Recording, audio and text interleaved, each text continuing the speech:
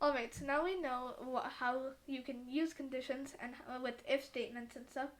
But now let's go over the different types of conditions that you can put inside of those if statements. So we've learned about equals equals so far. So we know that we can do y is equal to y. And if we do this, Python will give true. And we'll learn a little bit more about true in just a moment. So if we say y is equal to n, then we get false. And this is basically how if statements are working. If they see something and they see a value of true, then they'll do the code. Otherwise, if they see a value of false, then they won't do the code. So there's many more things that we can do in this rather than just simply this. So let's think about integers.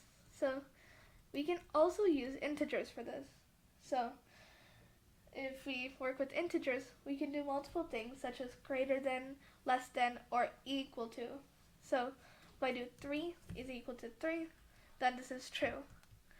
And if I say something like 3 is greater than 4, that's going to be false because 3 obviously is not greater than 4.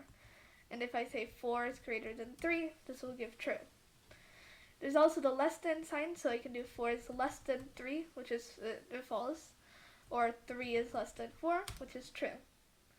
Alright, so what if we want to check if something is greater than or equal to something? So 4 is greater than 4 is obviously false. But what if we want to check if 4 is greater than or equal to 4? This will give true because this is just checking for greater than or equal to. We can also do the same thing for less than or equal to, where it can be 4 is less than or equal to 4, and that's going to be true. And 3 is less than or equal to 4 is also going to be true because it's less than 4.